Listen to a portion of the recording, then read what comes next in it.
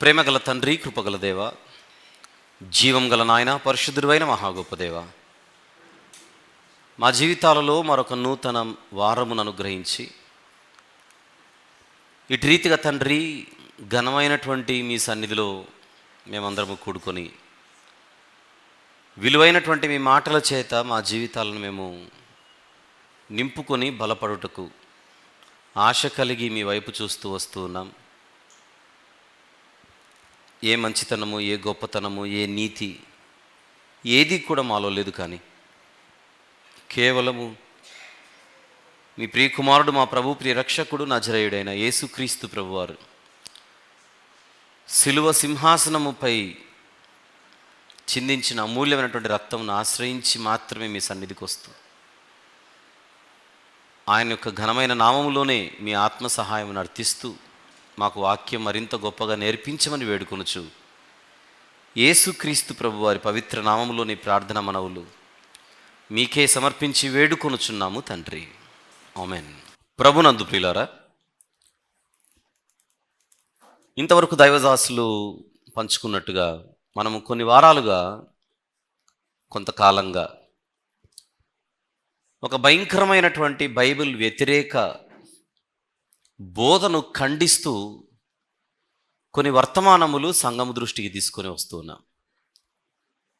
దాన్ని అధిక కృపా సిద్ధాంతము, హైపర్ గ్రేస్ డాక్ట్రిన్ అని, అది ఉంది, అది వాక్య వ్యతిరేకమైనది అని మనం మాట్లాడుతూ వస్తున్నాం. కృపా సందేశాల శీర్షికలో అంటే ఇంతవరకు 18 భాగాలు అయిపోయాయి. దేవుని కృప అనేటువంటి ఈ అద్భుతమైనటువంటి పదాన్ని వక్రీకరించి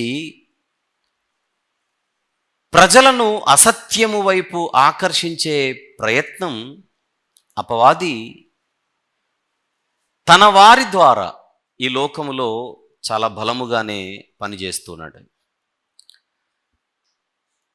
సత్యానికి అసత్యానికి ఎప్పుడూ కూడా ఒక యుద్ధం ఆరంభము నుంచి కూడా చరిత్రలో ఉంది, ఉంటూనే ఉంటుంది. అందుచేత సత్యమేమిటి, అసత్యమేమిటి, నిజమేమిటి, అబద్ధమేమిటి, వాక్యానుకూలమైనదేమిటి, వాక్య వ్యతిరేకమైనదేమిటి, ఈ ఆలోచనలు మనము బైబిల్ దగ్గరకు వచ్చి మనం చేస్తూ ఉన్నాం. కేవలం వినువారు మాత్రముగా మనం ఉంటే మనల్ని మనం మోసపుచ్చుకున్న వారం అవుతాం. ఆదివారం రోజున ప్రకటింపబడుతున్న ఈ సందేశాలను ఆదివారం మాత్రమే వినేసి వెళ్ళిపోతే నాకు తెలిసి పెద్ద ప్రయోజనం ఉండదు. కారణం, మనం మరుసటి దినానికి మర్చిపోయే ప్రమాదం ఉంది కనుక తిరిగి వాటిని ధ్యానిస్తూ ఉండాలి. తర్వాత వాటిని మన మెయిన్ ఛానల్లో, బైబిల్ ట్రస్ట్ మినిస్ట్రీస్ అనే మెయిన్ యూట్యూబ్ ఛానల్లో ప్రతి కృపా సందేశాన్ని అప్లోడ్ చేస్తున్నారు. వాటిని పదే పదే వింటూ మన చుట్టూన్న వారిని మనము చైతన్యపరచవలసినటువంటి అవసరం ఉంది. గడిచిన మాసం నేను ఒక ప్రాంతానికి వెళ్ళాను. అక్కడ కొందరు సేవకులు నాతో మాట్లాడుతున్నారు. వాళ్ళు మాట్లాడుతూ ఈ అధిక కృపా సిద్ధాంతం అన్నది పెద్ద పెద్ద కళాశాలలలో ఎలా బోధిస్తున్నారో వారు ప్రత్యక్షంగా చూసి, బైబిల్ కళాశాలలో బోధిస్తున్నటువంటి ఈ అధిక కృపా సిద్ధాంతం, దానిని ప్రకటించే పేరు మోసినటువంటి బోధకులను వీరు ప్రశ్నిస్తే, తిరిగి ప్రశ్నించిన వీరిపైనే మాటల దాడి చేసి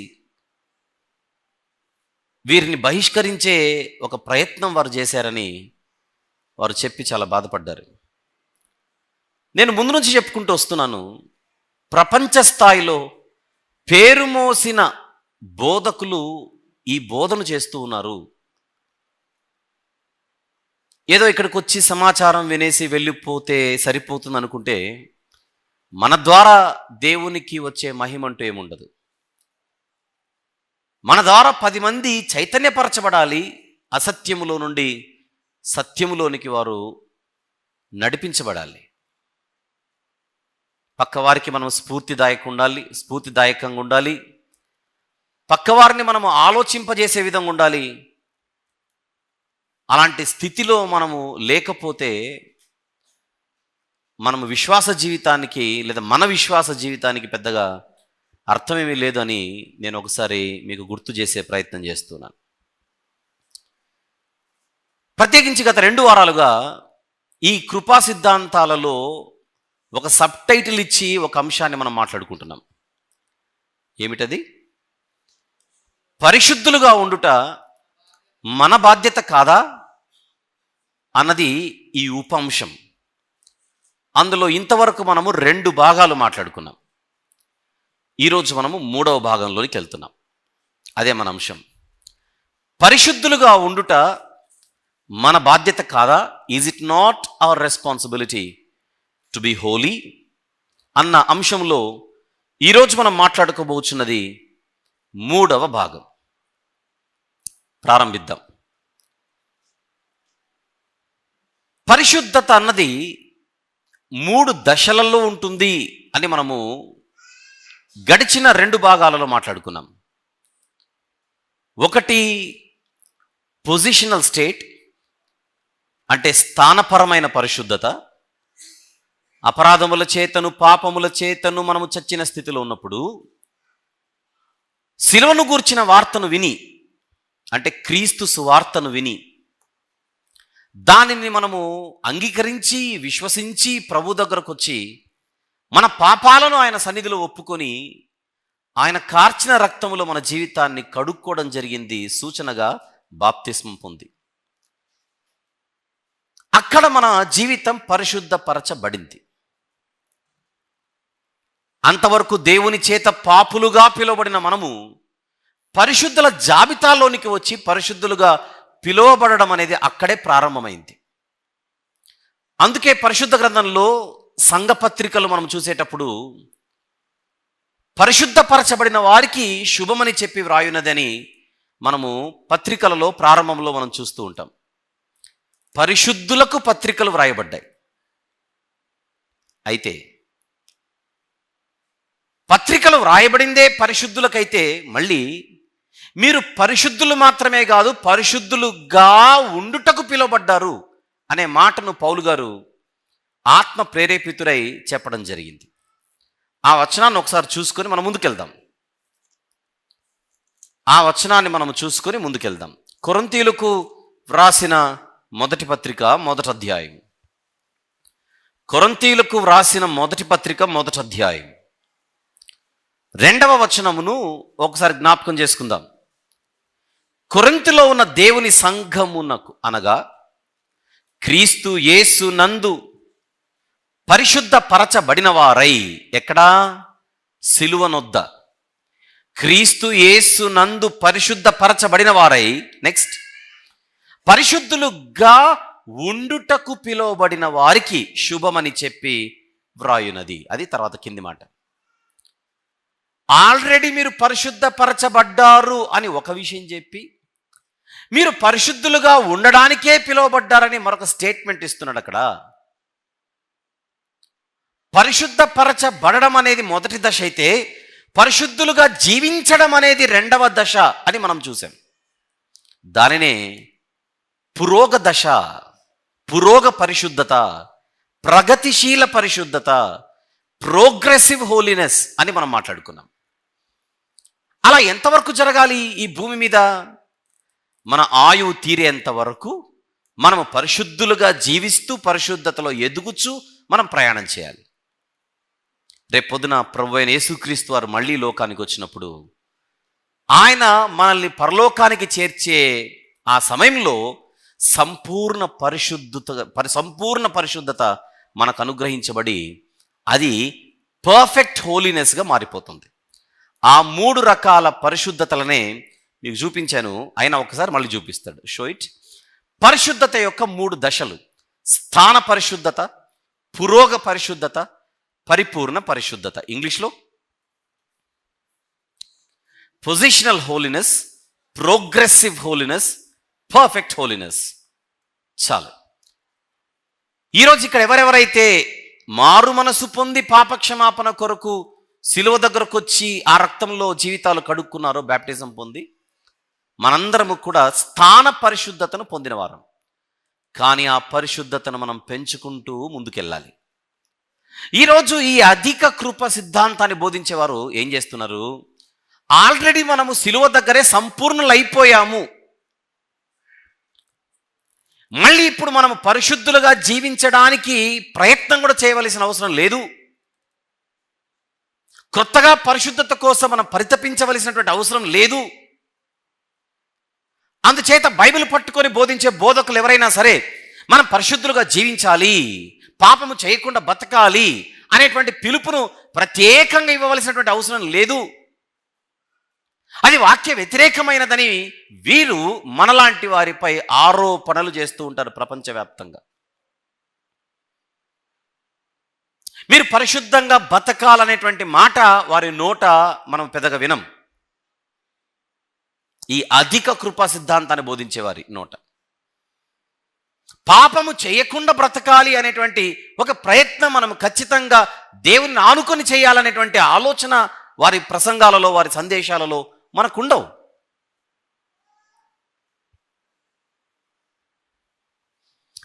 ఆ విషయాన్ని మనం బైబిల్ దగ్గర తీసుకొని వచ్చి గత 2 వారాలుగా ప్రత్యేకించి ఈ లైన్ మీదే మనం ఆలోచిస్తూ ప్రయాణం చేస్తూ ఉన్నాం. అలా చేస్తున్నప్పుడు ప్రత్యేకించి గత వారం నేను కొన్ని విషయాలు మీ దృష్టికి తీసుకొని వచ్చాను. బైబిల్లో మనకు సమతుల్యత అనేది ఒకటి కనబడుతుంది, బ్యాలెన్స్ అని అంటాము. ఆ బ్యాలెన్స్ అనేటువంటి ఆ అంశాన్ని, కాన్సెప్ట్ని మనం చూసేటప్పుడు బైబిల్లో కొన్ని సంగతులు ఆల్రెడీ జరిగిపోయాయి అన్నట్టు ఉంటాయి, కానీ ఇంకనూ పూర్తి చేయబడలేదు అన్నట్టుగా కూడా ఉంటాయని ఒక లిస్ట్నే మీకు ఇచ్చాను. మచ్చుకు ఒక చిన్న ఎగ్జాంపుల్ని మనము లాస్ట్ వీక్ చెప్పిందే నేను గుర్తు చేసే ప్రయత్నం చేస్తాను. గుర్తు చేస్తారా మీరు? రోమీలకు రాసిన పత్రికలో 6వ అధ్యాయం, రోమా పత్రిక 6వ అధ్యాయం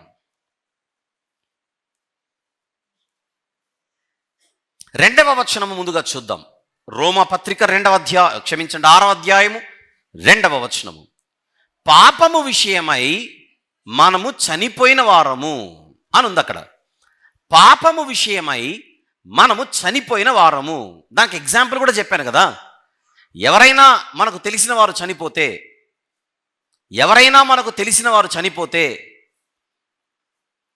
మనతో ఇంకెవరైనా వచ్చి చనిపోయిన ఆయనతో నువ్వు ఎక్కువ సహవాసం చేయొద్దు అని చెబితే మనం విచిత్రంగా చూడం. చనిపోయిన మనిషితో నువ్వు మాట్లాడకని కానీ, చనిపోయిన ఆయనకు నువ్వు ఫోన్ చేయొద్దని కానీ, చనిపోయిన ఆయనతో నువ్వు ఎక్కువగా సహవాసం చేయకు, స్నేహం చేయకని చెబితే నీకంటే పిచ్చి పట్టిందా అని అడుగుతాం. బతికున్నోడితో సహవాసం చేయకు అంటే అర్థం ఉంది, బ్రతికున్న వాడితో స్నేహం చేయకంటే అర్థం ఉంది, బ్రతికున్న వాడితో మాట్లాడకంటే అర్థం ఉంది, బ్రతికున్న వాడికి ఫోన్ చేయకంటే అర్థం ఉంది. చచ్చిపోయినోడితో నువ్వు మాట్లాడకు, సహవాసం చేయకు, స్నేహం చేయకంటే పిచ్చి పట్టిందా అని అడుగుతాం రివర్స్ మనం. ఈరోజు ఈ అధిక కృపా సిద్ధాంతాన్ని బోధించేవారు క్రైస్తవుని జీవితంలో ఇక పాపం అనేది ఉండదు, శిలువ దగ్గరే పాపం అనేది పాతి పెట్టబడింది, ఇక మీద క్రైస్తవుడు జీవించే శేష జీవితం అంతా శిలువ దగ్గర నుంచి తాను ఏది చేసినా కూడా పాపపు వాసన దానికి తగలదు, పాపపు గాలి దానికి ఉండదు, పాపపు జాబితాలోనికి అది రాదు, పాపము అనేటువంటి కేటగిరీ కిందకి అది రాదు అని వారు చెబుతూ, అందువలన నువ్వు మళ్ళీ పాపం గురించి చెప్పకు క్రైస్తవులకు అని వాళ్ళు చెబుతున్నారు. దాని కొరకు నేను ఎగ్జాంపుల్గా మీకు చూపించింది అసలు బైబిల్ ఎలా ఉంటుందో చూద్దాం రండని రోమాపత్రిక 6వ అధ్యాయం 2వ వచనాన్ని చూపించి, పాపము విషయంలో మనం చనిపోయామని 2వ వచనంలో రాసినటువంటి పౌలు భక్తుడు 10 వచనాలు దాటేసరికి అంటే 12వ వచనంలో ఆయన ఏమంటున్నాడో చూడండి అని చెప్పాను. కాబట్టి శరీర దురాశలకు లోబడినట్లుగా చావునకు లోనైన మీ శరీరమందు పాపమును ఏలనీయకుడి అంటున్నాడేంటి? ఆల్రెడీ పాపము విషయంలో మీరు చనిపోయారని పైన 2వ వచనములో ఈ పత్రిక ఎవరికైతే వ్రాస్తున్నాడో వారికి చెప్పినటువంటి రచయిత 12వ వచనంలో మీ శరీరమందు పాపమును ఏలనీయకుడి అంటున్నాడేంటి?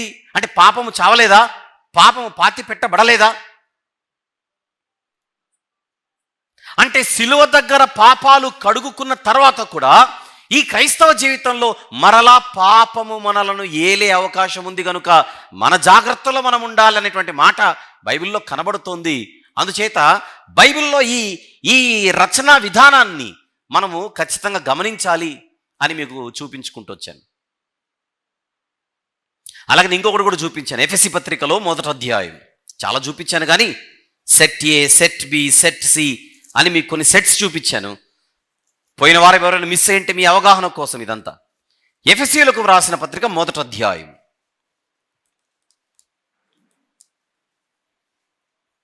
7వ వచనం కదా మనం చూసింది.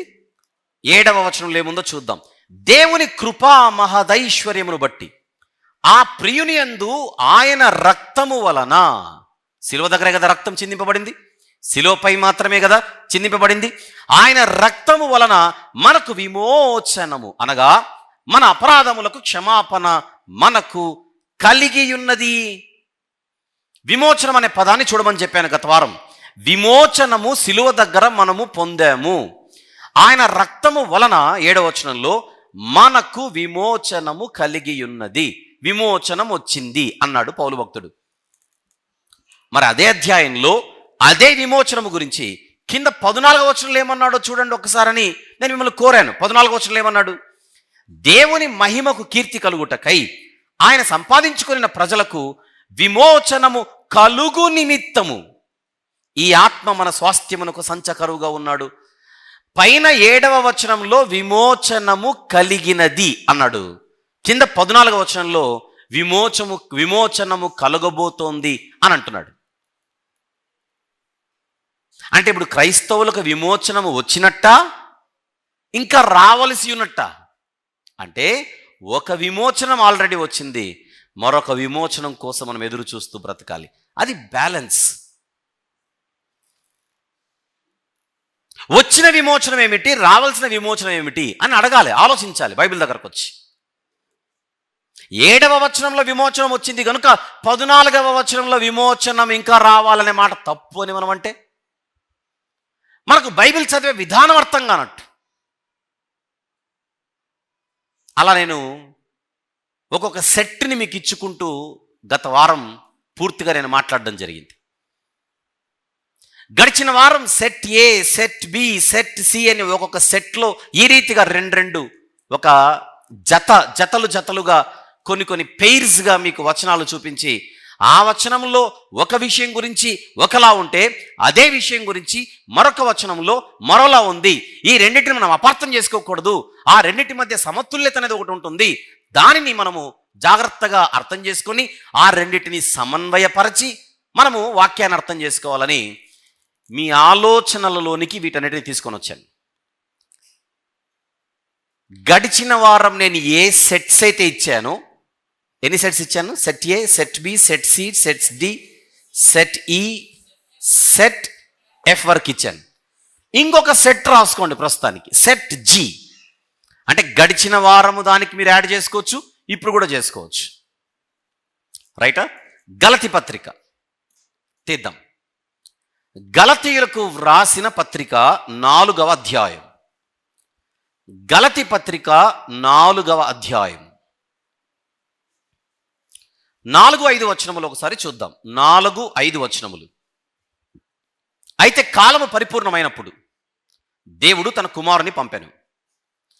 ఆయన స్త్రీ యందు పుట్టి మనము దత్తపుత్రులము కావలెనని అనుందా? ఏమి కావాలనని? దత్తపుత్రులము కావాలెనని. అండర్లైన్ చేయండి ఆ పదం. ఆయన స్త్రీ యందు పుట్టి మనము దత్తపుత్రులము కావాలెనని ధర్మశాస్త్రమునకు లోబడి ఉన్న వారిని విమోచించుటకై ధర్మశాస్త్రమునకు లోబడిన వాడాయెను. ఓవరాల్గా ఈ వచనము లేదా ఈ వాక్య భాగము యేసుక్రీస్తు ప్రభు యొక్క మొదటి రాకడకు సంబంధించిందేనా? స్త్రీ యందు పుట్టి అనే పదం చూడగానే ఏ రాకడకు సంబంధించింది ఇది? మొదటి రాకడకు సంబంధించి. యేసుక్రీస్తు ప్రభు వారు ఎందుకు వచ్చాడు ఈ లోకానికి అని అడిగితే ఒక రీజన్ కనపడుతుంది అక్కడ. మనకు దత్తపుత్రత్వాన్ని ఇవ్వడానికి, మనలను దత్తపుత్రులుగా చేయడానికి. సన్స్ ఆఫ్ అడాప్షన్ అంటే మనము పాపములో పడిపోయి పాపములో చచ్చిపోయి అపవాదికి పిల్లలుగా బతుకుతుంటే దేవుడు తిరిగి మనను సిలువ దగ్గర తనకు కుమారులుగా స్వీకరించాడు. ఎఫెసీ పత్రికలు అదే కదా, తనకు కుమారులుగా స్వీకరించుటకై. చెప్పండి, సిలువ దగ్గర మనందరికి ఏమొచ్చింది అని అడిగితే దత్తపుత్రత్వం వచ్చింది. మనలందరినీ దేవుడు తనకు పిల్లలుగా స్వీకరించాడు. మీరు కన్ఫ్యూజ్ అవ్వకూడదని ఎక్కువ రెఫరెన్స్లు చూపించట్లా. ఎందుకనగా తన నామమందు విశ్వాసం ఉంచు వారందరికీ దేవుని పిల్లలగుటకై ఆయన అధికారం ఇచ్చానని యోహాను సువార్త 1వ అధ్యాయంలో మనకు కనబడుతుంది. అంటే ఈరోజు ఇక్కడ ఎవరెవరమైతే బ్యాప్టిజం తీసుకున్నామో, మారు మనసు పొంది పాపక్షమాపణ కొరకు, మనందరము కూడా దత్తపుత్రులైపోయాం. దత్తపుత్రులం అంటే సొంత పిల్లలు కాదా అని కాదు, ఇక్కడ అట్లా ఆలోచించకండి. తిరిగి మనల్ని పిల్లలుగా దేవుడు స్వీకరించాడు, పాపపు స్థితిలో ఉన్నటువంటి మనల్ని కడిగి. ఈ మాట అందరికి అర్థమైందా? సిలువ దగ్గర మనందరికీ దత్తపుత్రత్వం లభించింది అన్న విషయం అందరికి అర్థమైందా? Very good. ఇప్పుడు ఈ మాటను అలా మనసులో పెట్టుకొని రోమపత్రికకు రండి ఒకసారి దయచేసి. రోమీలకు రాసిన పత్రిక, పౌలు గారే కదా ఈ పత్రిక కూడా రాసింది. 8వ అధ్యాయం 23వ వచనం ఒకసారి చూద్దాం. 23వ వచనం, రోమపత్రిక 8వ అధ్యాయం 23వ వచనం. అంతేకాదు, ఆత్మ యొక్క ప్రథమ ఫలముల నొందిన మనము కూడా దత్తపుత్రత్వము కొరకు, అనగా మన దేహము యొక్క విమోచనము కొరకు కనిపెట్టుచు మనలో మనము మూలుగుచున్నాము. జాగ్రత్తగా క్యాచ్ చేయండి పాయింట్. గలతీ పత్రికలో దత్తపుత్రత్వం వచ్చిందన్నాడా రాలేదన్నాడా? వచ్చింది. ఎక్కడొచ్చింది? సిలువ దగ్గర వచ్చింది. దత్తపుత్రత్వం వచ్చింది అని గలతీ పత్రికలో చూస్తున్నాం. దత్తపుత్రత్వం కొరకు మనము ఎదురు చూస్తున్నాం, ఎదురు చూడాలంటున్నాడు రోమపత్రిక 8:23లో. గమనించాలి. మళ్ళీ చదువుదామా? ఆత్మ యొక్క ప్రథమ ఫలముల నొందిన మనము కూడా దత్తపుత్రత్వము కొరకు, అనగా మన దేహము యొక్క విమోచనము కొరకు కనిపెట్టుచు. ఆల్రెడీ వచ్చేసింటే ఎందుకు కనిపెట్టాలి? మనలో మనము మూలుగుచున్నాము అంటే మనకు సిలువ దగ్గర వచ్చిన దత్తపుత్రత్వము ఒకటి ఉంది. రేపు ప్రభు మళ్ళీ లోకానికి వచ్చిన తర్వాత మనము పొందబోయే దత్తపుత్రత్వం ఒకటి ఉంది. పొందిన దత్తపుత్రత్వము చెప్పండి, పొందబోయే దత్తపుత్రత్వం ఉన్నాయా? 2 దత్తపుత్రత్వాలు ఉన్నాయా? పొందిన దత్తపుత్రత్వము గలతీ పత్రిక, పొందబోయే దత్తపుత్రత్వము రోమపత్రిక. ఇప్పుడు గలతీ పత్రిక చదివిన మనిషి రోమపత్రికలో ఉండే తప్పని, రోమపత్రికలో చదివిన మనిషి గలతీ పత్రికలో ఉన్న తప్పంటే ఎలా? ఈ రెండిటినే కదా సమన్వయపరచాల్సింది, ఈ రెండిటినే కదా బ్యాలెన్స్డ్గా అర్థం చేసుకోవాల్సింది. ఎఫెసీ పత్రికలు ఇందాక విమోచనం గురించి మాట్లాడా, గలతీ పత్రిక రోమపత్రికలు ఇక్కడ నేను మాట్లాడింది దత్తపుత్రత్వం గురించి మాట్లాడింది. రోమపత్రిక 6వ అధ్యాయంలో మనం చూసింది పాపం గురించి మాట్లాడుకున్నాం మనం. ఇవన్నీ ఎందుకు చూపించానంటే, ఇవన్నీ మనకు అర్థమైతే పరిశుద్ధతను గురించి కూడా అదే. సిలువ దగ్గర మనం పొందిన పరిశుద్ధత ఒకటి, కానీ ఆ పరిశుద్ధతలో మనము వర్ధిల్లుచు, ఎదుగుచు, పురోగతి చెందుతూ ఈ క్రైస్తవ జీవితంలో ప్రయాణం చేస్తే భవిష్యత్తులో మళ్ళీ యేసుప్రభు వచ్చినప్పుడు మన పరిశుద్ధత సంపూర్తవుతుంది. అప్పుడు సంపూర్ణమైన పరిశుద్ధత అయిపోతుంది. ఆ సంపూర్ణమైన పరిశుద్ధతతో సంపూర్ణుడైన దేవునితో మనం పరలోకంలో సదాకాలం ఉండబోయేటువంటి భవిష్యత్ అది. First stage, second stage, third stage. పరిశుద్ధతకి ఎన్ని స్టేజెస్ ఉన్నాయి? 3. అవి చెప్పట్లేదు వీళ్ళు. ఫస్ట్ దానికే ఫైనల్ అని పేరు పెట్టేస్తున్నారు. ఫస్ట్ దానికే ఫైనల్ అని పేరు పెట్టి చెప్పడం ఏమిటి? పరిశుద్ధులుగా బ్రతకవలసినటువంటి ప్రయత్నం మీరు నేను మనం చేయవలసిన అవసరం లేదు అనేటువంటి ఇండికేషన్ బోధకులు ఇస్తే అసలు విశ్వాసులను కానీ పోని బోధకులను కానీ అసలు పట్టడానికి ఉంటుందా చెప్పండి? ఆల్రెడీ శిలువ దగ్గర పరిశుద్ధత ఫుల్గా వచ్చేసింది కనుక ఇక మనం చేయాల్సింది నిల్లని చెప్పేస్తే ఈ ఆత్మీయ జీవితంలో మనం ఏమైనా బాధ్యతగా భయముగా బతికే అవకాశం ఉందో లేదో ఒకసారి మీరు ఆలోచించమని నేను మళ్ళీ కోరుతున్నాను.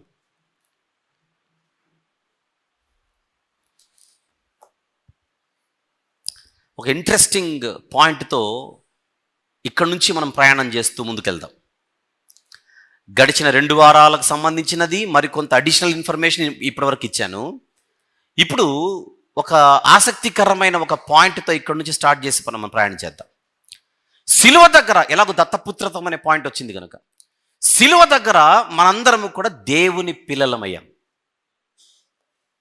తెలుసు కదా, పుట్టుకతోనే నేను దేవుని బిడ్డను కదా అంటే అది జనరల్, ఇది స్పెషల్. ఎందుకు? అపరాధముల చేతను పాపముల చేతను మనము అపవాది పిల్లలమైపోయాం. మళ్ళీ మనము దేవునికి పిల్లలు ఎక్కడయ్యాము? యోహాను సువార్త 1వ అధ్యాయంలో చూద్దాం. యోహాను సువార్త 1వ అధ్యాయం 12వ వచనం ఒకసారి చూద్దాం. యోహాను సువార్త 1వ అధ్యాయము 12వ వచనం. తన్ను ఎందరు అంగీకరించిరో వారికందరికి అనగా తన నామమందు విశ్వాసం ఉంచిన వారికి దేవుని పిల్లలగుటకు ఆయన అధికారము అనుగ్రహించెను.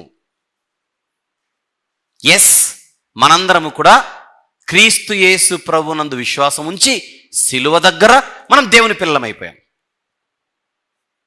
బాగానే ఉంది. ఇప్పుడు దేవుని పిల్లలు ఎలా బ్రతకాలో దేవుని పిల్లలకు తెలియొద్దు? దేవుని పిల్లలనే ట్యాగ్ మెడలో వేసుకుంటే సరిపోతుందా? దేవుని పిల్లలు అనేటువంటి బ్యాడ్జ్ మనకు తగిలితే సరిపోతుందా? ఆయనకు తగినట్టుగా బతకాలా? అది ఆలోచించండి. జనరల్గా let us use our common sense. దేవుని పిల్లలు అని అనిపించుకుంటే సరిపోతుందా? ఆయనకు తగినట్టుగా బ్రతకాలనేటువంటి ఒక ఆలోచన అంటూ మనకేమైనా ఉండాలా? ఇది మనకు తెలియాలంటే ఎగ్జాంపుల్గా ఒకరోజు యేసుక్రీస్తు ప్రభువారు ఇదే యోహాను సువార్తలో యూదులతో మాట్లాడుతున్న ఒక సందర్భంలోనికి మనం ప్రయాణం చేద్దాం. 8వ అధ్యాయము యోహాను సువార్త.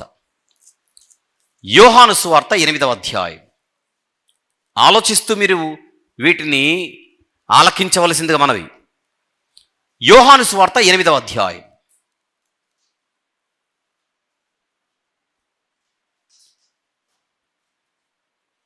39వ వచనాన్ని చూద్దాం ఒకసారి.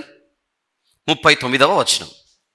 అందుకు వారు ఆయనతో, యూదులతో మాట్లాడుతున్నప్పుడు వారు ఏమంటున్నారో చూద్దాం. 39వ వచనం. అందుకు వారు ఆయనతో, మా తండ్రి అబ్రహాం అనిరి. వాళ్ళు చెప్పుకుంటారు, మా డాడీ ఎవరు తెలుసా, మా పితోడు ఎవరు తెలుసా, అబ్రహాం అని చెప్పారు. అందుకు యేసు ప్రభువు ఏమంటున్నారు? అందుకు ఆయన, మీరు అబ్రహాము పిల్లలైతే అబ్రహాము చేసిన క్రియలు చేతురు. అండర్లైన్ చేయండి అన్నమాట. యేసు ప్రభు చెప్పిన మాటను అండర్లైన్ చేద్దాం. మీరు అబ్రహాము పిల్లలైతే అబ్రహాము చేసిన క్రియలు చేతురు. ఎందుకు చదివించినట్టు? ఇది ఒక అద్భుతమైనటువంటి విషయం అక్కడ ఉంది యేసు ప్రభు యొక్క సమాధానంలో. అది మనం పట్టుకోగలగాలి. ఇప్పుడు మా తండ్రి అబ్రహాము, మేము అబ్రహాము పిల్లలు అంటున్నారు వాళ్ళు 39వ వచనంలో. అందుకు ఆయన, నిజంగా మీ తండ్రి అబ్రహాం అయితే, నిజంగా మీరు అబ్రహాము పిల్లలైతే, అబ్రహాము పిల్లలైతే ఆన్సర్ ఏంటి? అబ్రహాము చేసిన క్రియలు మీరు చేతురు. క్రియలు చేతురు, క్రియలు చేతురు, క్రియలు చేతురు. పిల్లలైతే చేతురు, పిల్లలైతే క్రియలు చేతురు, పిల్లలైతే క్రియలు చేతురు. అబ్రహాము పిల్లలైతే అబ్రహాము క్రియలే చేతురు. ఎవరు చెప్పారు ఆన్సర్? ఇది యేసు ప్రభు. ఇప్పుడు సిలువ దగ్గర మనం ఏమయ్యాం చెప్పండి? సిలువ దగ్గర మనం ఎవరి పిల్లలమయ్యాం? సిలువ దగ్గర మనం ఎవరి పిల్లలయ్యాము? దేవుని పిల్లలయ్యాం. దేవుని పిల్లలయ్యాం. ఇప్పుడు ఈ సూత్రాన్ని దానికి అప్లై చేయండి. ఈ సూత్రాన్ని దానికి అప్లై చేయండి. యేసు ప్రభు వేరే సందర్భంలో అంటున్నాడు, మీరు అబ్రహాము పిల్లలైతే అబ్రహాము చేసిన క్రియలు చేతురు. రైట్. ఇప్పుడు మనం శిలో దగ్గర ఏమైపోయాం? దేవుని పిల్లలమైపోయాం. ఈ సూత్రాన్ని అక్కడ అప్లై చేయండి. మనం నిజంగా దేవుని పిల్లలమైతే దేవుని క్రియలను చెయ్యాలి. ఫార్ములా కరెక్టా కదా? యేసు ప్రభు ఫార్ములానేనా? నేనేమన్నా క్రియేట్ చేసుకొని వచ్చిన ఫార్ములానా? కాదు. అబ్రహాము పిల్లలైతే అబ్రహాము క్రియలు మీరు చేస్తారు. మరి దేవుని పిల్లలైతే దేవుని క్రియలు చేయాలి. అక్కడే ఉంది అద్భుతమైన విషయం. ఎందుకు ఇంత నొక్కాను దీన్ని? ఈ అధిక కృపా సిద్ధాంతాన్ని బోధించేవారు అసలు మనము క్రియలు చేయాలనే మాటే నీ నోట రాకూడదు, అది బూతు మాట అంటారు. క్రియలు చేయమని చెప్తావేంటి? క్రియలతో సంబంధం ఏమిటి? అంటే నువ్వు క్రియలు చేసి దేవుని దగ్గర నీతిమంతుడు అయిపోదామనా? నువ్వేదో చేస్తానంటావేంటి? అలా చెప్పకు. ఆల్రెడీ విశ్వాసము ద్వారా నీవు దేవుని కృపను బట్టి నువ్వు ఆల్రెడీ పరిశుద్ధపరచబడ్డావు. అయిపోయింది కాన్సెప్ట్. కొత్తగా నువ్వు ఇది చెయ్యాలి, ఇది చేయకూడదు, ఇది చెయ్యాలి, ఇది చేయకూడదని బోధ చేయకు.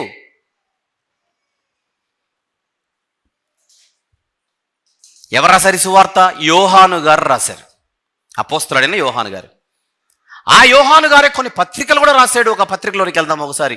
యోహాను గారి మొదటి పత్రిక, యోహాను గారు వ్రాసిన మొదటి పత్రిక 3వ అధ్యాయం. ముందుగా మొదటి వచనం మనము ఎవరి పిల్లలము? దేవుని పిల్లలం. అది చాలు. మనము దేవుని పిల్లలము. రైట్. ఇప్పుడు అదే అధ్యాయంలో క్రిందికి మనం అలా ముందుకెళితే దేవుని పిల్లలకు సంబంధించి 6వ వచనంలో ఏం చెబుతున్నాడు చూద్దాం. 6 నుంచి. ఆయన యందు నిలిచియుండు వాడెవడును, ఆయన యందు నిలిచియుండు వాడెవను అంటే దేవుని పిల్లలైనటువంటి వాళ్ళు ఎవరును ఏం చేయరు? పాపము చేయరు. పాపము చేయువాడెవడును ఆయనను చూడను లేదు, ఎరుగును లేదు. అంటే దేవుని పిల్లలు పాపము చేయకుండా బతకొచ్చు, బతకొచ్చు అనే మాట చెబుతున్నాడు చూడండి యోహాను గారు. చిన్నపిల్లలారా, ఎవనిని మిమ్మును మోసపరచనీయకుడు. 7వ వచనం. ఆయన నీతిమంతుడై ఉన్నట్టు నీతిని జరిగించు ప్రతివాడు నీతిమంతుడు. అపవాది మొదట నుండి పాపము చేయుచున్నాడు కనుక పాపము చేయువాడు అపవాది సంబంధి. పాపము చేయనివాడు దేవుని సంబంధి. పాపము చేసేవాడు అపవాది సంబంధి. ఇంకా 9వ వచనం. దేవుని మూలముగా పుట్టిన ప్రతివానిలో దేవుని మూలముగా పుట్టడం అంటే ఇది క్లోజ్ చేయకండి. యోహాను సువార్త 1వ అధ్యాయం. దేవుని మూలముగా పుట్టడం అంటే యోహాను సువార్త 1వ అధ్యాయము 12-13 వచనములు. 12-13. తనను ఎందరు అంగీకరించిరో వారికి అందరికీ, అనగా తన నామమందు విశ్వాసముంచిన వారికి దేవుని పిల్లలగుటకు ఆయన అధికారం అనుగ్రహించెను. వారు దేవుని వలన పుట్టిన వారే గాని ఎవరు? శిలువ దగ్గరకొచ్చి మారు మనసు పొంది పాపక్షమాపణ కొరకు ఎవరైతే బ్యాప్టిజం తీసుకున్నారో వాళ్ళందరూ దేవుని వలన పుట్టిన వారే గాని రక్తము వలననైనను, చూస్తున్నారా, రక్తము వలననైనను, శరీరేచ్ఛ వలననైనను, మానుషేచ్ఛ వలననైనను పుట్టినవారు కారు. అదే నూతన జన్మ, క్రీస్తునందు జన్మించడం. క్రీస్తు యేసునందున్నవాడు ఇప్పుడు నూతన సృష్టి. శిలువ దగ్గర మనకు వచ్చిన జన్మ, కొత్తగా మనము జన్మించినటువంటి పుట్టుక ఏదైతే ఉందో అది దేవుడు మనకిచ్చినటువంటి నూతన జన్మ. రండి యోహాను గారి మొదటి పత్రిక 3వ అధ్యాయము 9వ వచనం. యోహాను గారి మొదటి పత్రిక 3:9. దేవుని మూలముగా పుట్టిన ప్రతి వానిలో ఆయన బీజము నిలుచును గనుక వాడు పాపము చేయడు. వాడు దేవుని మూలముగా పుట్టినవాడు గనుక పాపము చెయ్యజాలడు. దీనిని బట్టి అండర్లైన్ చేద్దాం. దీనిని బట్టి దేవుని పిల్లలెవరో అపవాది పిల్లలెవరో తేటపడును. ఎంత చక్కని మెసేజ్ చెబుతున్నాడు యోహాను గారు. యోహాను సువార్త 8వ అధ్యాయంలో అపవాది పిల్లలెవరు, అబ్రహాము పిల్లలెవరు అని ప్రభు మాట్లాడుతున్నాడు. అక్కడ సేమ్ లైనే తీసుకున్నాడు మళ్ళీ ఇక్కడ తన పత్రికలో. కాకపోతే అబ్రహాము పిల్లలని మాట్లాడట్లేదు, దేవుని పిల్లలని మాట్లాడుతున్నాడు. దేవుని పిల్లలకు అపవాది పిల్లలకు ఏంటి తేడా అని అడిగితే, పాపము చేసేవాడు అపవాది బిడ్డ, పాపము చెయ్యనివాడు దేవుని బిడ్డ, దేవుని కుమారుడు. దీనిని బట్టి క్యాచ్ ద పాయింట్, దాన్ని మీరు పట్టుకోవాలి. 9వ వచనం మరొకసారి, 1 యోహాను పత్రిక 3వ అధ్యాయము 9 నుంచి. దేవుని మూలముగా పుట్టిన ప్రతి వానిలో ఆయన బీజము నిలుచును గనుక వాడు పాపము చేయడు. దేవుని బీజము మనలో నిలుచును గనుక వాడు పాపము చెయ్యడు. వాడు దేవుని మూలముగా పుట్టినవాడు గనుక పాపము చెయ్యజాలడు.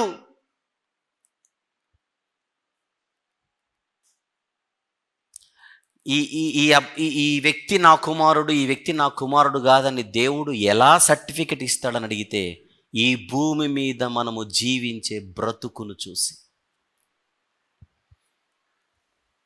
దీనిని బట్టి అనేది మీరు మిస్ అవ్వకూడదు పాయింట్.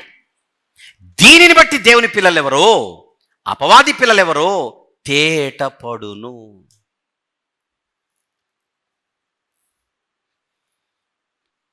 మనకు సంబంధమే లేదు, మనం ప్రత్యేకంగా మళ్ళీ ఇలా బ్రతకాలి ఇలా బ్రతకకూడదు అనేటువంటి కాన్సెప్టే బైబిల్లో లేదని చెప్తారేంటి ఇల్లు.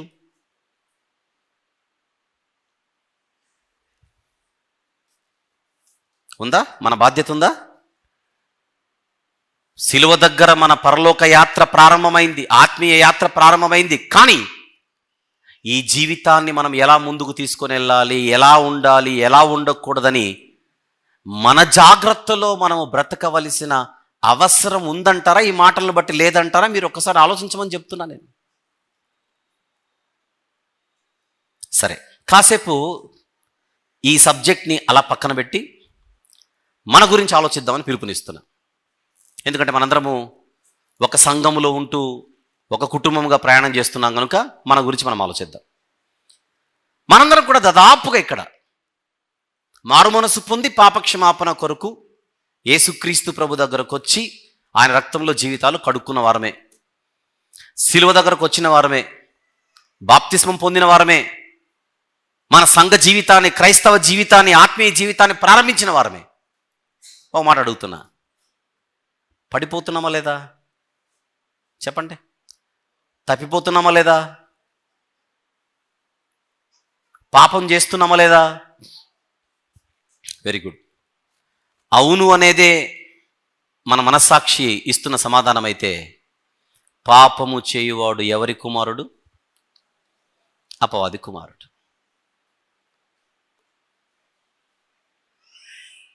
దేవుని బీజము కలిగిన వాడు ఏమి చెయ్యజాలడు? చూడండి వచనం, 9వ వచనం. దేవుని మూలముగా పుట్టిన ప్రతి వానిలో ఆయన బీజము నిలుచును గనుక వాడు పాపము చెయ్యడు. వాడు దేవుని మూలముగా పుట్టినవాడు గనుక పాపము చెయ్యజాలడు. వీలైతే ఈ వచనాన్ని ఈ రోజు కొరకు మనం ఇంటికి వెళ్ళిన తర్వాత కంటత పెడదాం, బట్టి కొడదాం. యోహాను గారి మొదటి పత్రిక 3:9 ఇక మనం చచ్చిపోయేంత వరకు గుర్తుండాలి. దేవుని మూలముగా పుట్టినవాడు, దేవుని బీజము లోపలున్నవాడు పాపము చెయ్యడు మాత్రమే కాదు, నెక్స్ట్ పాయింట్ ఏంటి? పాపము చేయజాలడు. నో, కానీ మనం అవలీలగా చేస్తున్నాం పాపం. సార్ నో, గొప్పోళ్ళమే కదా మరి, గొప్పోళ్ళమే మరి. పాపము మనం సులభంగా ఈజీగా అవలీలగా చేస్తున్నామంటే ఇంతకు దేవుని బీజం మనలో ఉన్నట్ట లేనట్ట? ఆలోచించండి. ఈ మాట అందరు నమ్ముతున్నారుగా? 1 యోహాను 3:9 అందరు నమ్ముతున్నారుగా? పాపము చెయ్యడు మాత్రమేనా, చెయ్యజాలడునా? జాలడు. మరి ఇది మనకు అప్లై అవ్వట్లేదే. ఈజీగా పాపం చేయగలుగుతున్నామే అంటే బీజము సరిగా లేదు, మనలో దేవుని బీజము సరిగా లేదు.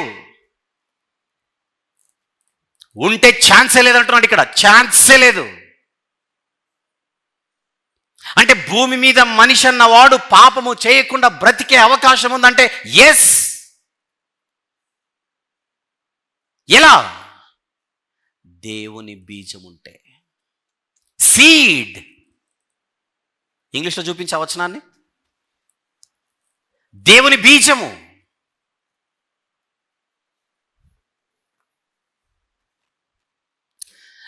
No one who is born of God will continue to sin because God's seed remains in them. They cannot go on sinning because they have been born of God. God's seed, బీజము, విత్తనము.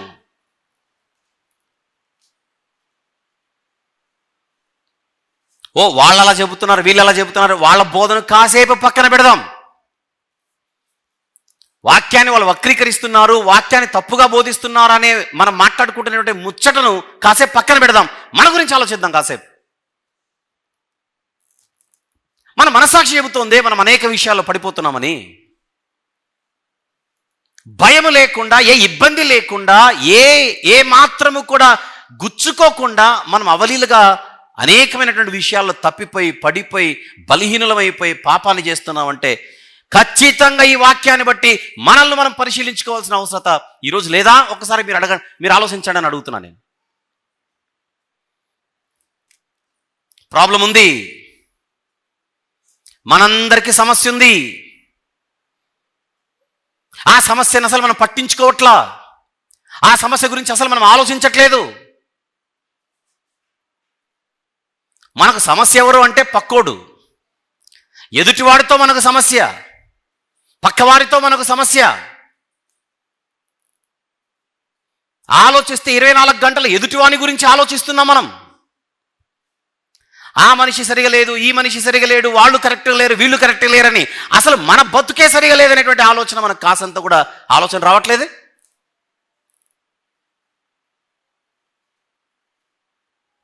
పక్కవాడు బాగలేకపోతే అది secondary సమస్య. నేనే బాగలేకపోతే అది మొదటి సమస్య.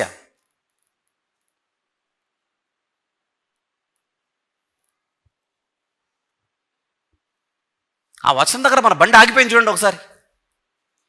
యోహాను గారు మొదటి పత్రిక 3వ అధ్యాయం 9వ వచనంకి వచ్చేసరికి బండి కదలట్లా. ఈ రాత్రి మీతో చెప్పవలసినవి ఇంకను అనేక సంగతులు కలవు, కానీ నా బండి కదలట్లేదు. కారణం, మన గురించినటువంటి ఆత్మ పరిశీలన మనకు లేదు, మన గురించినటువంటి జీవిత పరిశీలన మనకు లేదు. నేను బాగానే ఉన్నాననేటువంటి ఒక భ్రమలో మనం బ్రతుకుతున్నాం.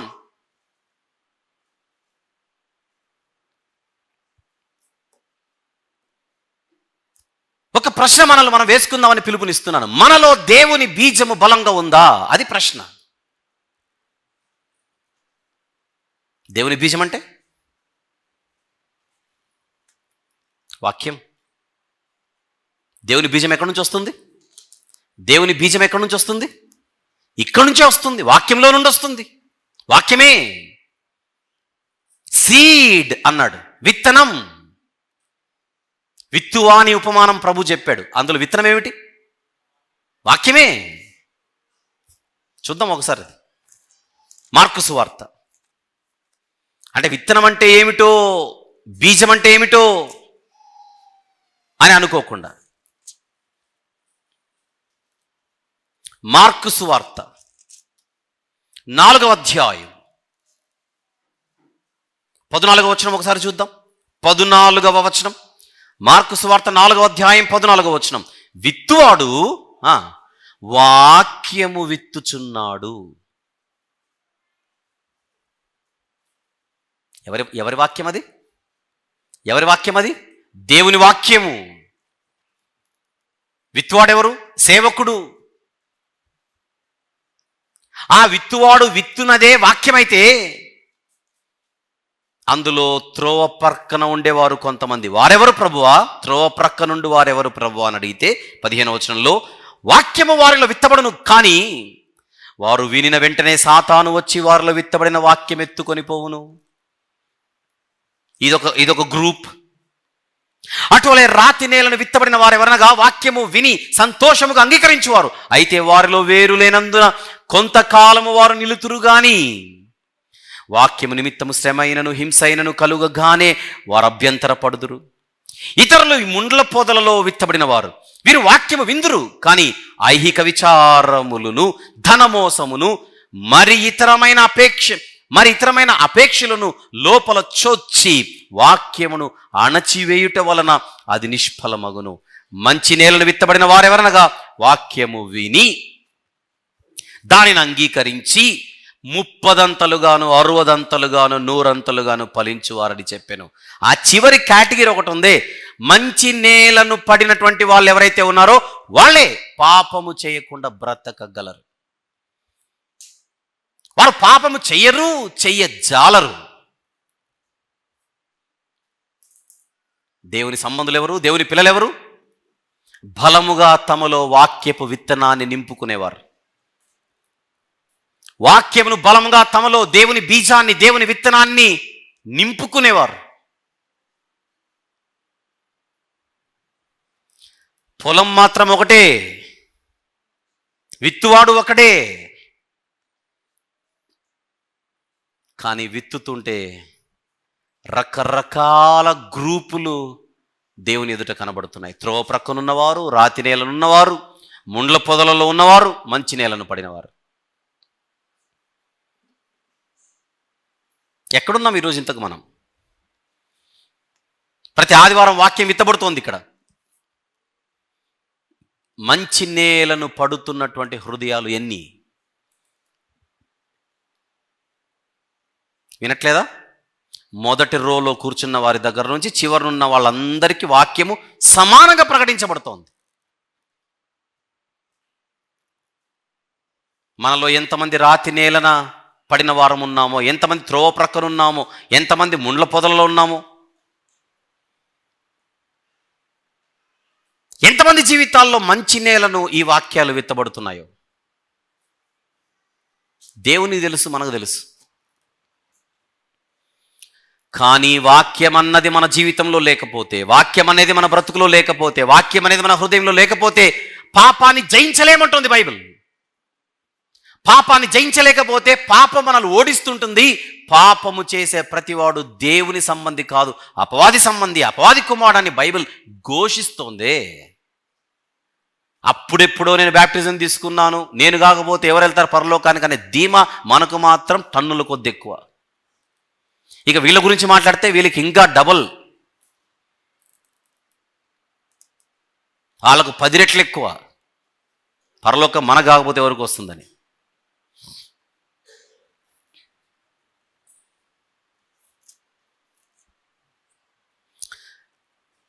ఖచ్చితంగా మనకు ప్రాబ్లం ఉంది. వింటున్నామంతే, మనము వాక్యాన్ని వింటున్నామంతే.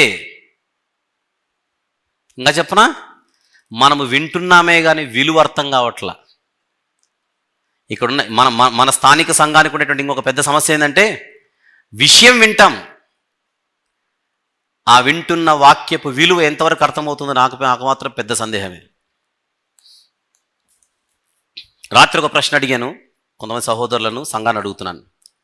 పోయిన సంవత్సరం మే మాసంలో హయత్ నగర్లో మనము వాక్యపు పండుగలను చేశాం. ఫిలిప్పీ పత్రిక వివరణ అని నేను ఒకటి ఇచ్చాను.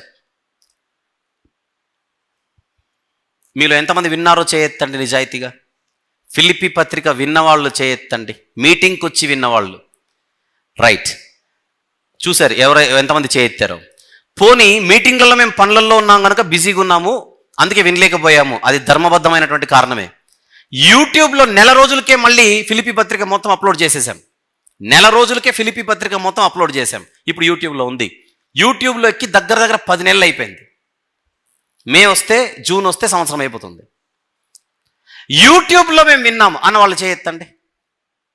యూట్యూబ్లో ఫిలిప్పీ పత్రిక మొత్తం మేము విన్నాము, నోట్స్ రాసుకున్నాము అన్నోళ్ళు చేయెత్తండి. మీకు అర్థమైందా ప్రాబ్లం ఏంటో? మీకు అర్థమైందా ప్రాబ్లం ఏంటో? ఆ ఫిలిప్పీ పత్రిక చెప్పడానికి నేను తపస్సు చేశాను. ఫిలిప్పీ పత్రిక చెప్పడానికి నేను చేసిన తపస్సు మామూలుది కాదు, అదొక పెద్ద యజ్ఞం. మీరు మామూలుగా వినండి. ఫిలిప్పీ పత్రికలో ఉండే అధ్యాయాలు ఎన్ని, దానికి నేను తీసుకున్న సెషన్స్ ఎన్ని, దాని కొరకు నేను తప్పించినటువంటి పరితాపం ఎంత, పోనీ ఒక పని చేయండి, ఫిలిప్పీ పత్రికను మీరు ఆ అధ్యాయాలు అయితే ఎన్నైతే ఉన్నాయో ఆ అధ్యాయాలను ఒక 10 సార్లు చదవండి. తీయండి ఒకసారి ఫిలిప్పీ పత్రిక, ఒకసారి అలా తీద్దాం. ఎన్ని అధ్యాయాలు ఉన్నాయి చూసి చెప్పండి ప్లీజ్. ఫిలిప్పీ పత్రికలో ఎన్ని అధ్యాయాలు ఉన్నాయి? 4 అధ్యాయాలు ఉన్నాయి. కుదిరితే 4 అధ్యాయాలు 40 సార్లు చదవండి.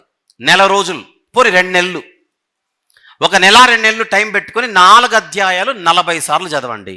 41సారి యూట్యూబ్ ఓపెన్ చేసి అప్పుడు వినండి ఫిలిప్పీ పత్రిక. అప్పుడు వినండి ఫిలిప్పీ పత్రిక. ఆ సెమినార్ జరిగింది, మనం చేసిన సెమినార్. పనులు ఉన్నాయి కనుక అప్పుడు వినలేకపోయాము, కరెక్ట్. అది పనులు అయిపోయిన తర్వాత, అలసట తీరిన తర్వాత, హైదరాబాద్లో సెమినార్ అయిపోయి తర్వాత ఇంకోలులో కూడా సెమినార్ అయిపోయింది, అది ప్రసంగి గ్రంథం. ఇంకొక సెమినార్ కూడా అయిపోయిన తర్వాత, కానీ ఈ రోజుకి మనం ఇంకా మన హైదరాబాద్లో జరిగిన ఫిలిప్పీ పత్రికను పూర్తి చేయాలి. బీజం ఉందా లేదా ఒకసారి ఆలోచించండి. బీజం ఉన్నట్టా లేనట్టా? మనం ఏమనుకుంటున్నాం అంటే, ఆదివారం వస్తున్నాం కదా, కుర్చీలు వేసేస్తున్నాం కదా, శుభ్రపరుస్తున్నాం కదా, అయిపోయిన తర్వాత తీసేస్తున్నాం కదా, సౌండ్ సిస్టమ్ పెడుతున్నాం కదా, కెమెరాలు పెడుతున్నాం కదా, లేదా ఈ పనులు చేస్తున్నాం కదా, ఆ పనులు చేస్తున్నాం కదా, పనులు చేస్తున్నాం కనుక మేము పనిలో ఉన్నట్టు అనుకుంటున్నాం. అసలు బీజమే లోపలికి వెళ్ళట్లేదు. ఇంకా పనులు చేయడం వల్ల లాభం ఏముంది? విత్తనం వెళ్ళట్లా లోపలికి, నువ్వు కుర్చీ చేయడం వల్ల లాభం ఏముంది?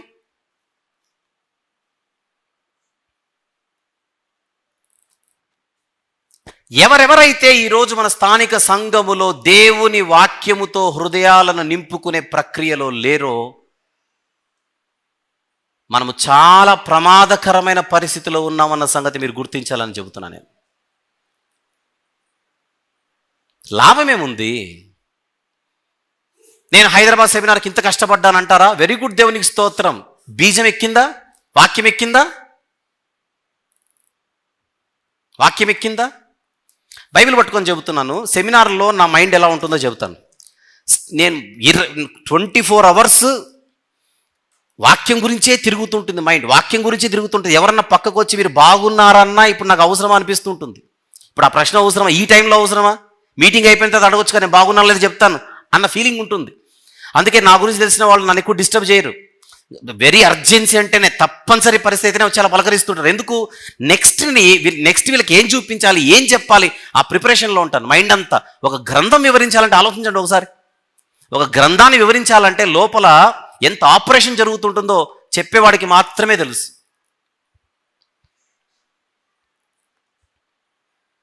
ఫోటోల కోసం వస్తుంటారు. ఇంతసేపు గ్రంథం చెబితే ఇప్పుడు ఫోటోలు అవసరమా? ఇప్పుడు నన్ను డిస్టర్బ్ చేయడం అవసరమా అనిపిస్తుంటుంది నాకు. అంటే బాగోగా నానంతే. సెమినార్ స్టార్ట్ అయిన తర్వాత అయిపోయేంత వరకు దయచేసి నన్ను వదిలేయండి, నేను ఒక పద్మాస్ ద్వీపంలో ఉంటాను అన్నట్టుగా చెబుతుంటాను దగ్గరున్న వాళ్ళకి. నా గురించి తెలిసిన వాళ్ళు నన్ను ఎక్కువ టచ్ చేయరు. ఒక రకంగా చెప్పాలంటే, ఒక గ్రంథం చెప్పాలంటే ఒక 9 మాసాలు బిడ్డను మోసి కన్నట్టే. ప్రసవ వేదన అంటారు దాన్ని. అంత ప్రసవ వేదనతో గ్రంథాలు నేను చెబుతుంటే వింటున్న వాళ్ళు ఎంతమంది, నేర్చుకుంటున్న వాళ్ళు ఎంతమంది? పోనీ ఫిలిప్పీ పత్రిక వదిలేయండి, మన దగ్గర జరిగింది, డిస్కౌంట్లో పక్కన పెట్టేద్దాం. ప్రసంగి గ్రంథం ఎంతమంది విన్నారు? థింక్. ఆదివారం వచ్చి ఇక్కడ కూర్చొని 2 గంటలు గడిపి వెళ్ళిపోవడమే ఎక్కువ అన్నట్టుగా లేదు ఇప్పుడు మనది పరిస్థితి.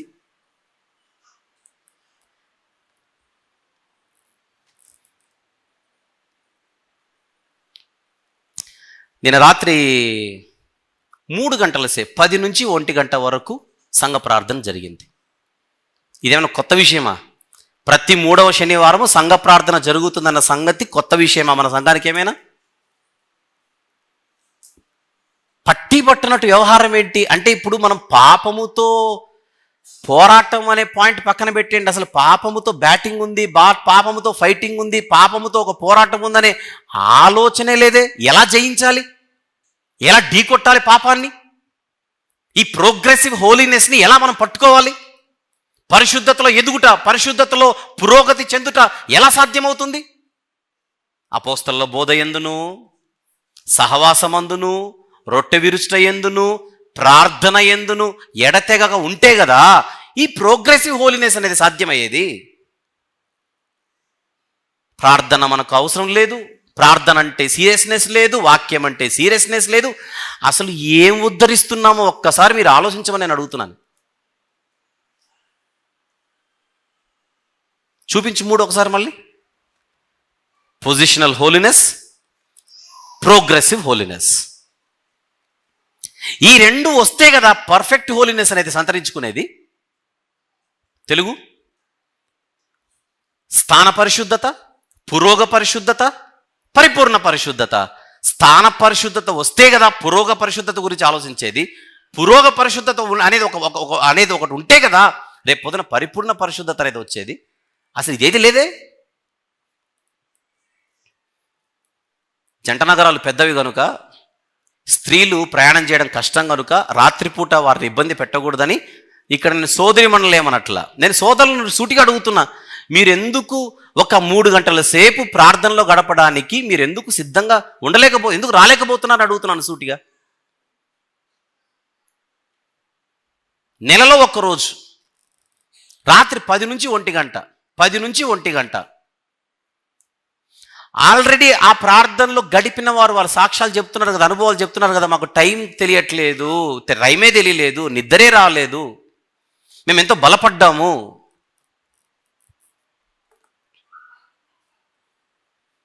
ఈ మధ్య కాలంలో నాకు వస్తున్న ఒక ఆలోచన ఏంటో చెప్పనా, నేను ఎవ్వరికి దగ్గర ఉండకుండా దూరం ఉందాము అనేటువంటి ఒక ఆలోచన వస్తుంది. ఎందుకంటే దగ్గరుండే కొద్ది విలువ అర్థం కావట్లేదేమో అని. నేను దగ్గరుండే కొద్ది విలువ అర్థం కావట్లా. దూరం ఉంటే ఎంత బాగుంటుంది, దూరం ఉన్నప్పుడే విలువ అర్థమవుతుందేమో అందరికీ, దగ్గరుంటే విలువ అర్థం కావట్లేదేమో అనిపిస్తుంటుంది ఒకసారి. వచ్చి వినేసి వెళ్ళిపోతే అయిపోద్దా?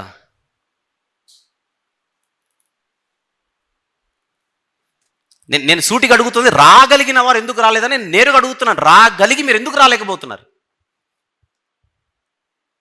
అపాయింట్మెంట్ ఇస్తున్నాం దేవునికి మనం అపాయింట్మెంట్ ఇచ్చినట్టు.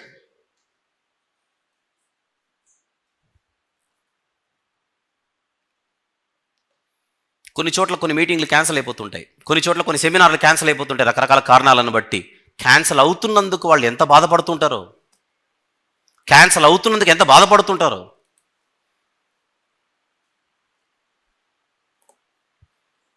ప్రియమైన దేవుని వారలారా, Christian life is not a joke, Christian life is not a game, Christian life is not a child's play. చిన్నపిల్లల ఆట కాదు ఇది, చిన్నపిల్లల ఆట కాదు. ప్లాన్ చేసుకోవాలి, జీవితాన్ని ప్లాన్ చేసుకోవాలి. ఆఖరి క్షణం ఎప్పుడు వస్తుందో తెలీదు, గుండె చప్పుడు ఎప్పుడు ఆగిపోతుందో తెలీదు. అన్నీ బాగున్నాయి కనుక, బలం ఉంది కనుక, అరే నాకేమవుతుంది అని మనం అనుకుంటున్నాం. కానీ అసలు ఏ దినమున రేపేమి సంభవించినో నీకు తెలియదని బైబిల్ చెబుతుంది. ఏ దినమున ఏమి సంభవించినో నీకు తెలియదని చెబుతుంది. జన్మ ఒకటే కదా, బ్రతుకు ఒకటే కదా, జీవితం ఒకటే కదా. ఒక్కసారి ఆ జీవితాన్ని మనం కోల్పోతే తిరిగి తెచ్చుకునే అవకాశమే లేదే.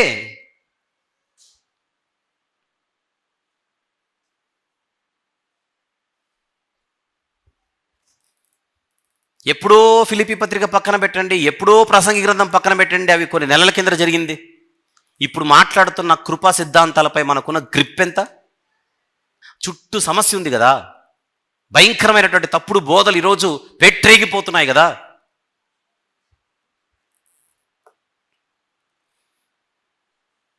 ఆదివారం మందిరానికి రావడానికి కూడా మనకు అన్ని అనుకూలంగా ఉండాలా, కుదరాలా, వీలవ్వాలా, లెక్కలా.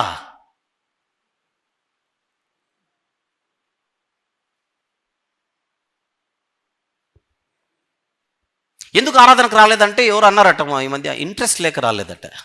ఇంట్రెస్ట్ లేక. ఆ ఆన్సర్ చెప్పడానికి ఎంత దమ్ము ఉండాలి? తెలియకైనా ఆ మాట నిండాలి, తెగించైనా ఆ మాట నిండాలి.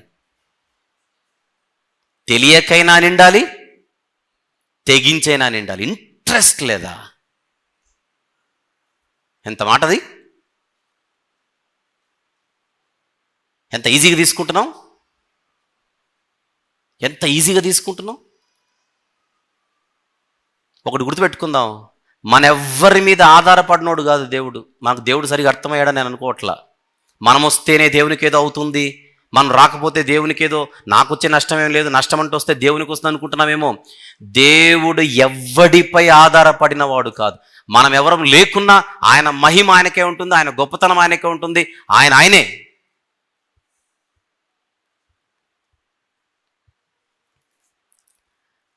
ఇద్దరు ముగ్గురు నా నామమును కూడుకుంటే నేను అక్కడ ఉంటానని ఆయన మనకు అపాయింట్మెంట్ ఇచ్చాడు. మనం ఆయనకు కాదు ఇచ్చేది అపాయింట్మెంట్, ఆయన మనకిస్తున్నాడు అపాయింట్మెంట్. మీరు కూడుకుంటే నేను వస్తానన్నాడు. ఎవరి అపాయింట్మెంట్ ఎవరికి ఇవ్వాలి? ఎంత ఈజీగా తీసుకుంటున్నాం దేవుణ్ణి ఈరోజు మనం. మరలా అనుకోకండి, దేవుని విషయంలో మన బిల్డప్ చాలా ఎక్కువ ఉందనే విషయం లెట్ us యాక్సెప్ట్. మనము చాలా ఎక్కువ బిల్డప్ ఇస్తుంటాం దేవుని విషయంకి వచ్చేసరికి. టైం లేదు, వీలు లేదు, కుదరట్లేదు, అంతే.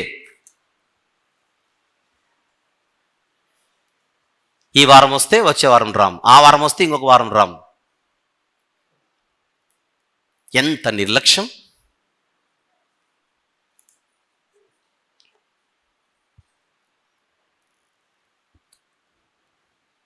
ప్రోగ్రెసివ్ హోలీనెస్ ఎలా సాధ్యమని ప్రశ్నిస్తున్నా నేను.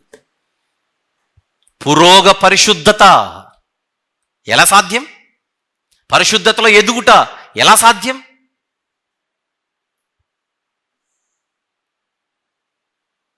దాదాపు అందరూ చదువుకున్నవారే, అక్షర జ్ఞానం అందరికి వచ్చు, వ్రాసుకోవడం అందరికి వచ్చు. జనరల్ మెసేజ్లా ఇక్కడ చెప్పేవి మీరు ఆలోచించండి. జనరల్ మెసేజ్లా ఏదో ప్రసంగాలు, ఒక గంట సేపు ఉపన్యాసం ఇచ్చేసి అమ్మాయి అయిపోయిందిరా టైం అని ఆమెను వెళ్ళిపోయే ప్రసంగాల, సిద్ధాంతాలు కదా బోధించేది ఇక్కడ. రాసుకోవద్దు, నోట్స్ మెయింటైన్ చేయొద్దు. చెప్పండి, అక్షర జ్ఞానం ఉందా లేదా చెప్పండి. మనందరికీ అక్షర జ్ఞానం ఉంది. ఒక నోట్బుక్ పెట్టి, ఇదో ఈరోజు నేను ఈ వాక్యం చెప్పాను, రేపు ఉదయం లేదా ఎల్లుండి వచ్చే ఆదివారంలోగా వెంటనే ఈ సబ్జెక్ట్ అంతా మీ నోట్స్లోకి వెళ్తే ఎంత బాగుంటుంది. అవి రాసేటప్పుడు కదా మళ్ళీ సబ్జెక్ట్ అంతా అలా వెళ్ళేది మైండ్లోకి.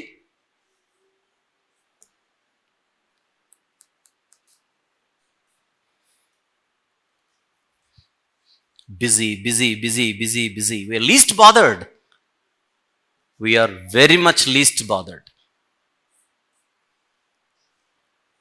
ప్రియమైన దేవుని వారలారా, మనం మారాలి. ఇలా ఉంటే కుదరదు, ఇలా ఉంటే కుదరదు. అసలు మనము ఏమాత్రము కూడా, నన్ను అడిగితే వాక్యం విషయంలో ఇదంతా ఎందుకు వచ్చిందని అడిగితే, యోహాను గారు చెప్పిన మాట 3వ అధ్యాయం 9వ వచనంలో తన మొదటి పత్రికలో అంటున్నాడు. ఆయన ఏమని? దేవుని మూలముగా పుట్టిన ప్రతివానిలో ఆయన బీజము నిలుచును గనుక వాడు పాపము చేయడు, వాడు దేవుని మూలముగా పుట్టినవాడు గనుక పాపము చేయజాలడు. ఈ వర్తమానాన్ని ముగించే ముందుకు ఒక మాట చెప్తున్నాను. నేను కుర్చీలు వేస్తున్నాను కనుక వాక్యం వినలేకపోతున్నాను, నేను వాక్యం నేర్చుకోలేకపోతున్నాను. జనరల్ ఎగ్జాంపుల్ చెప్తున్నా. నువ్వెందుకు వాక్యం నేర్చుకోలేకపోతున్నావు అని సంఘ కాపరిగా నేను సూటిగా ప్రశ్నిస్తున్నా. దానికి మీ ఆన్సర్, ప్రతి ఆదివారం వచ్చి నేను కుర్చీలు వేసే పని ఒకటి ఉంది కనుక నేను వాక్యం నేర్చుకోలేకపోతున్నాను అనేది మీ సమాధానం అయితే మానేయండి. ఏం మానేయండి? కుర్చీలు వేయడం మానేయండి. మీరు వాక్యం నేర్చుకోవడం నాకు కావాలి. నేను కెమెరా పెడుతుండడం వల్ల నేను వాక్యం నేర్చుకోలేకపోతున్నా అంటే కెమెరా పెట్టడం మానేయండి. నేను హాల్ శుభ్రపరచడం వల్ల దేవుని వాక్యం నేర్చుకోలేకపోతున్నానంటే అది మానేయండి. మీరు వాక్యం నేర్చుకోవడానికి ఏ పని అయితే కారణంగా కనపడుతుందో దాన్ని పక్కన పెట్టేమని చెబుతున్నాను. ఎందుకంటే మీరు చెయ్యకపోయినా దేవుడు ఎవరో ఒకరి చేత చేయించుకుంటాడు. నేను చేయకపోతే ఎవరు ఉండరు అనేటువంటి మైండే తీసేయండి అందరు దయచేసి. ఇప్పుడు నేను వాక్యం చెప్తున్నాను, రేపు పొద్దున నేను చచ్చిపోతే సంఘం ఏమి చావదు, దేవుడు ఇంకొక నిలబెడతాడు. వ్యవస్థ ఎప్పుడు పెద్దది, వ్యక్తి చిన్నోడు. వ్యవస్థ మీద వ్యక్తి ఆధారపడాలే కానీ వ్యక్తి మీద వ్యవస్థ ఆధారపడకూడదు. కనుక దేవుడు నా మీద కానీ మీ మీద కానీ ఎవరి మీద ఆధారపడినవాడు కాదు. నేను ఆ పనిలో ఉన్నాను కనుక నీ వాక్యం నేర్చుకోలేకపోతున్నాను, నేను ఫలానా పనిలో ఉన్నాను కనుక నేను ప్రార్థనలో ఉండలేకపోతున్నాను అనేవి చాలా భయంకరమైనటువంటి సమాధానాలు ఇవి, కారణాలు ఇవి. సంఘము ఒకవేళ మీకు ఏ బాధ్యతలైనా అప్పగించి మీరు ఆ బాధ్యతలో ఉండండి అని చెబితే వాక్యం నేర్చుకోవడం మానేయమని చెబుతున్నట్టు కాదు అది. వాక్యం నేర్చుకుంటూ ఈ బాధ్యతల్లో ఉండండి, వాక్యం నేర్చుకుంటూ ఈ పనిలో ఉండండి, అది పాయింట్. ఒకవేళ ఆ పనులను బట్టి, ఆ బాధ్యతలను బట్టి నేను వాక్యం వినలేకపోతున్నాను, వాక్యం నేర్చుకోలేకపోతున్నానంటే you are most welcome to leave the work. ఆ పనిని పక్కన పెట్టి చక్కగా విద్యార్థికి వచ్చి నువ్వు నేర్చుకోవడమే కావాలి.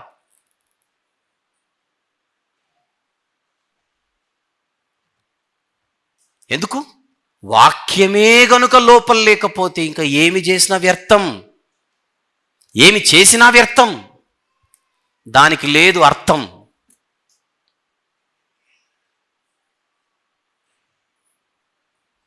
క్రైస్తవ జీవితానికి, పరిశుద్ధ జీవితానికి వాక్యము, ప్రార్థన, సహవాసం ఇవన్నీ కూడా మూలమైనటువంటి విషయాలు, పునాది లాంటి విషయాలు. నేను వాక్యానికి దూరంగా ఉంటాను, యు ఆర్ నాట్ సేఫ్. నేను ప్రార్థనకు దూరంగా ఉంటాను, యు ఆర్ నాట్ సేఫ్. నేను సహవాసానికి దూరంగా ఉంటాను, యు ఆర్ నాట్ సేఫ్.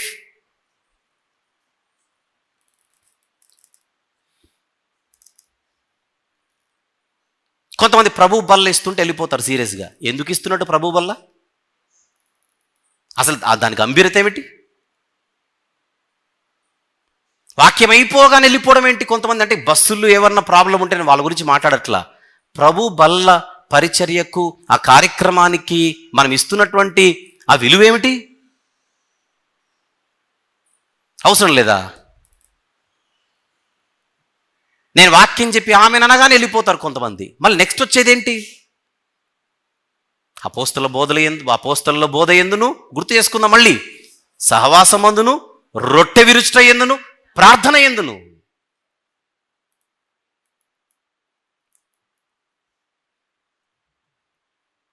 పరిశీలించుకుందాం, మనల్ని మనము ప్రశ్నించుకుందాం. ఎక్కడున్నాము, ఎక్కడ ఉండాలి, ఏంటి మన పరిస్థితి? విశ్వాసులు అనే పేరు మాత్రమే ఉంది కానీ విద్యార్థులుగా బైబిల్ ముందు కనిపించని పరిస్థితి. కొన్ని వింటున్నప్పుడు, కొన్ని నేను నా చెవికి వినపడుతున్నప్పుడు నాకు సమస్య మాటల్లో ఉండదు. వీళ్ళు వాక్యం సరిగా వినట్లేదు, అందుకే ఈ మాటలు వస్తున్నాయి. వీళ్ళు వాక్యం నేర్చుకోవట్లేదు, అందుకే ఈ మాటలు వస్తున్నాయి. వాక్యం వింటే, వాక్యం ఆలోచిస్తే, వాక్యం నేర్చుకుంటే ఆలోచనలు వేరేలా ఉంటాయి. హృదయం నిండినదే, చెప్పండి, హృదయం నిండినదే నోరు మాట్లాడును. హృదయంలో నిండుగా వాక్యం ఉందనుకోండి, 24 గంటలు దేవుని మహిమార్థమై మన మాటలు వస్తాయి, మన సంభాషణలు వస్తాయి, మన ఆలోచనలు ఉంటాయి.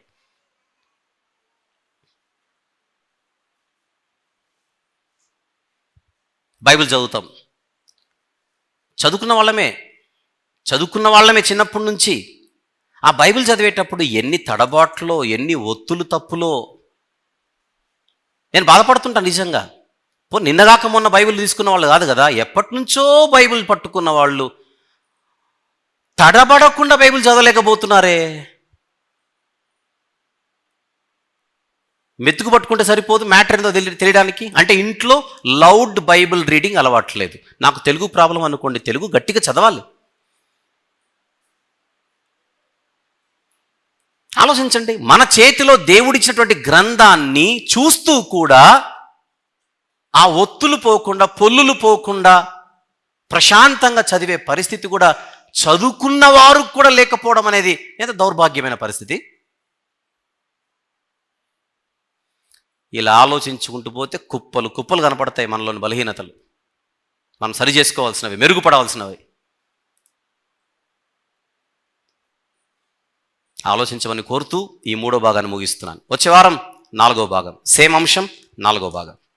ప్రార్థన చేసుకుందాం.